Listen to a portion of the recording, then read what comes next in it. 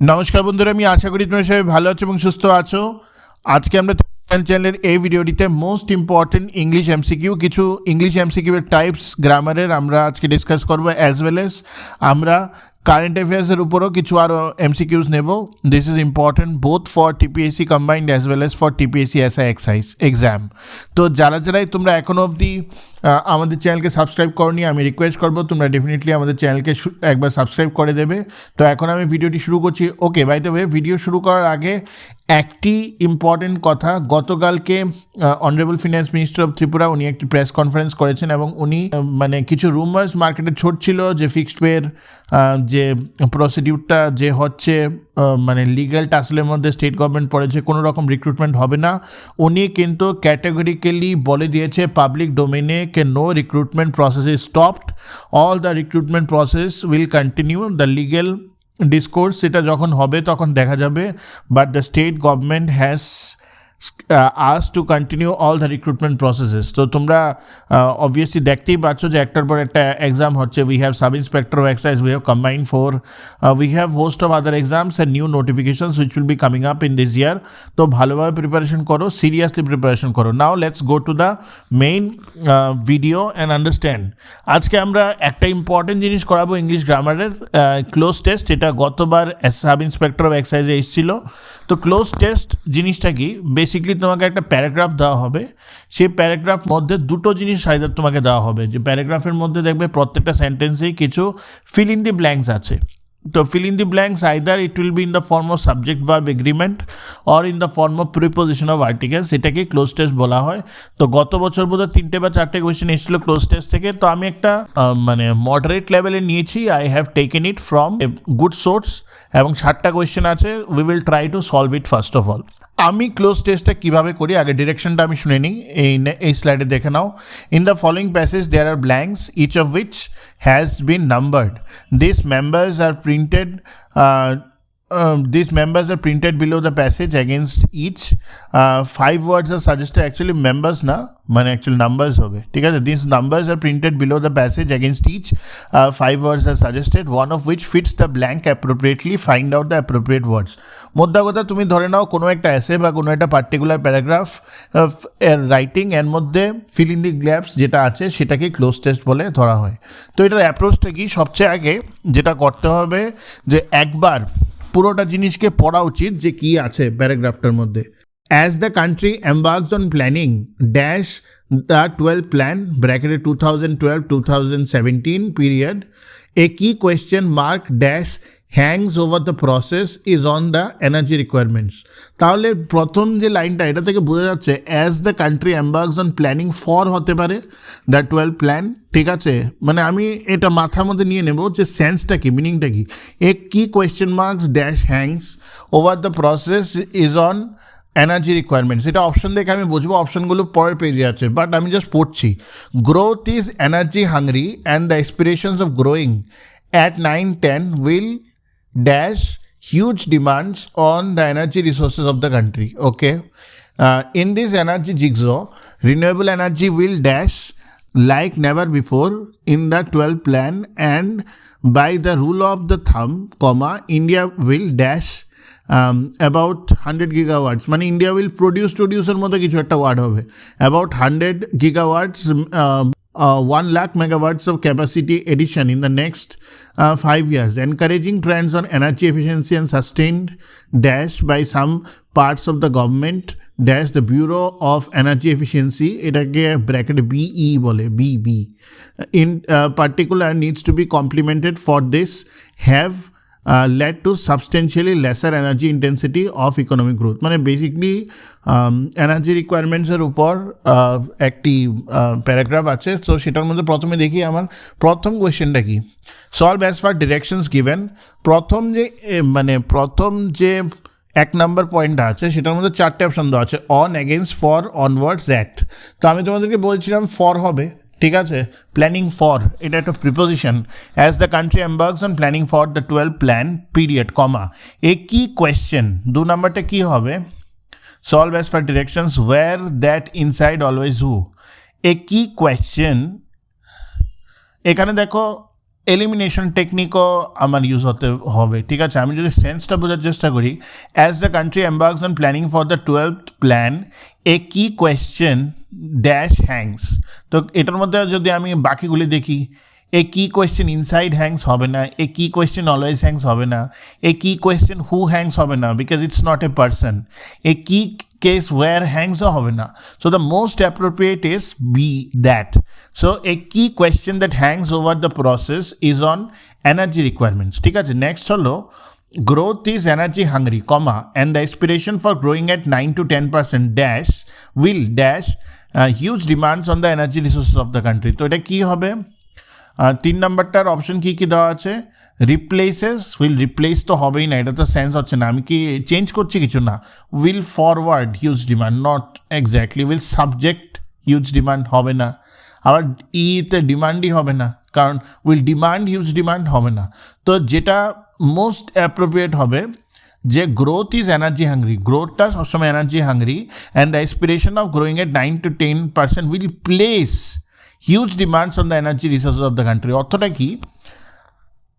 যদি কোনো country grow হতে হয় অনেক এনার্জি দরকার, এবং যদি 9-10% জিডিপি গ্রোথ হতে হয়, তাহলে যেটা দরকার হলো সেটা হলো huge demands on the energy resources of the country. তো 3 অপশন প্লেস হবে, ঠিক আছে।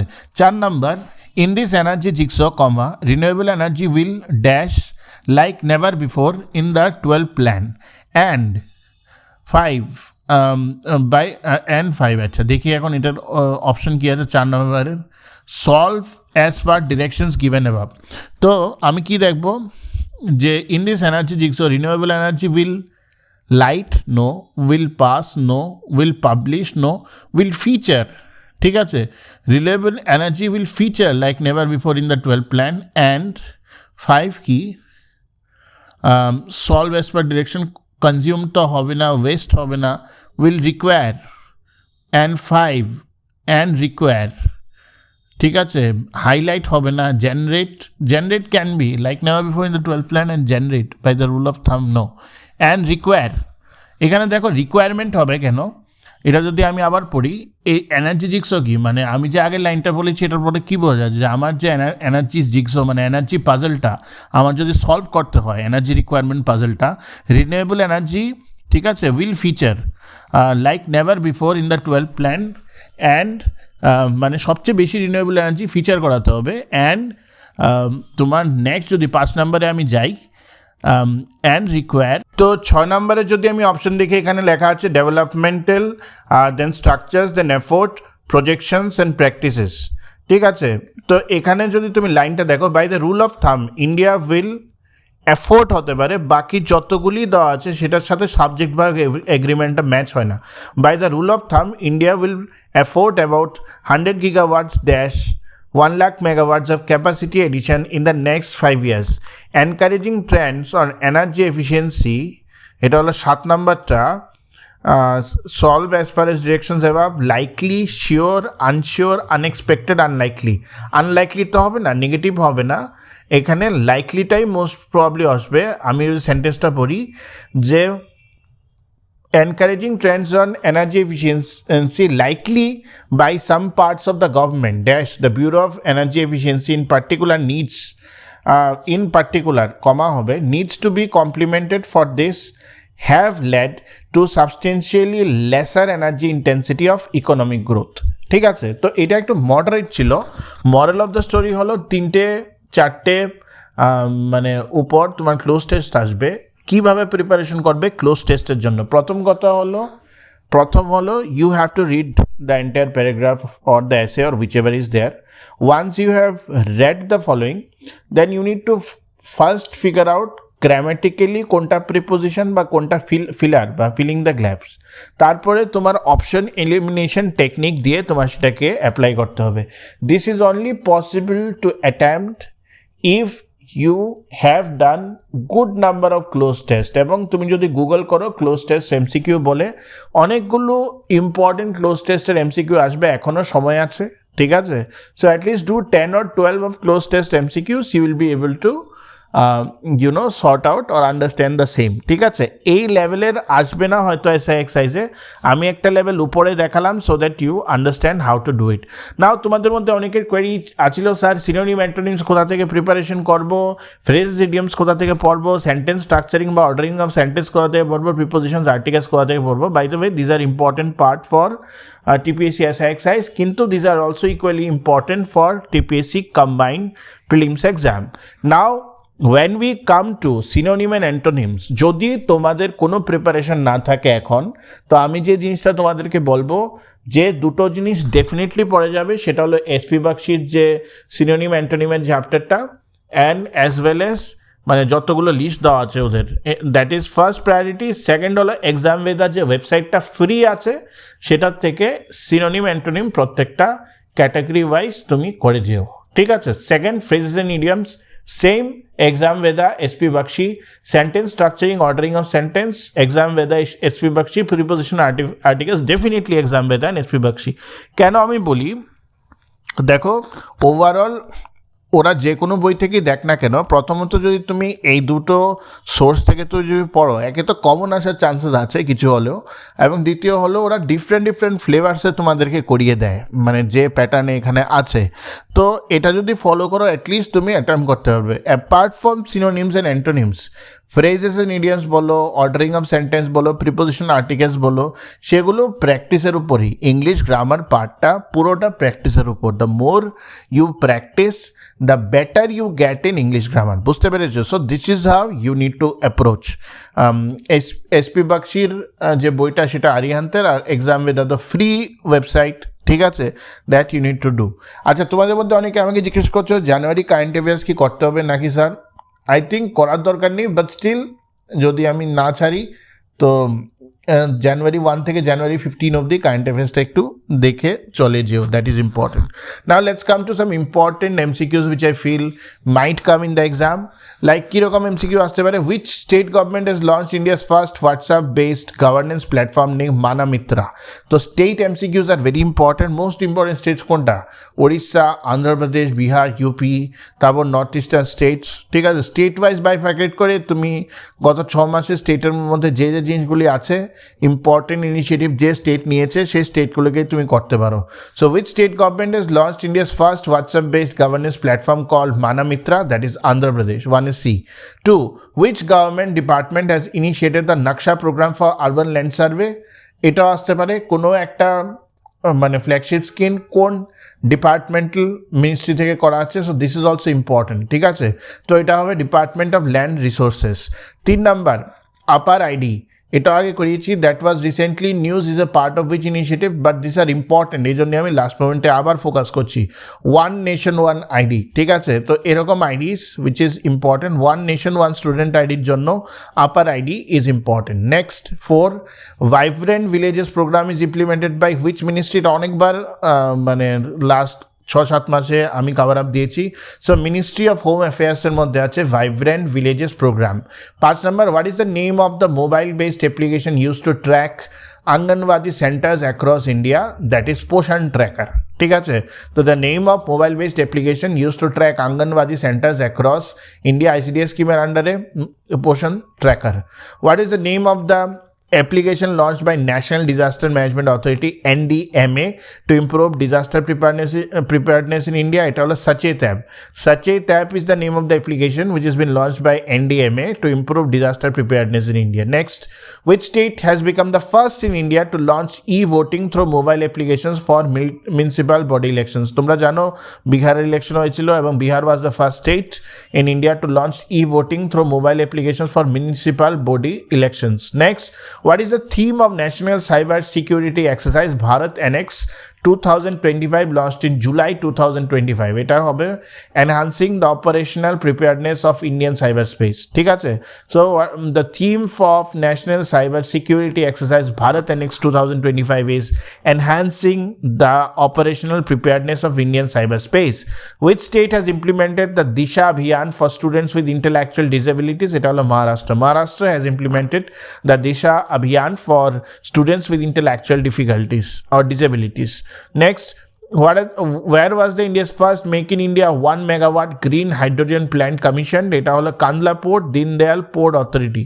So at Kandla Port, India's first Make in India 1 megawatt green hydrogen plant was commissioned. Next, what is the name of operation launched by Border Security Force along the Rajasthan border ahead of Independence Day? Operation Alert was the name of the operation launched by Border Security Force along the Rajasthan border ahead of the Independence Day. 12. What is the main focus of Brown Revolution 2.0 in India? এটার main focus হলো restoring soil health and improving agro waste management.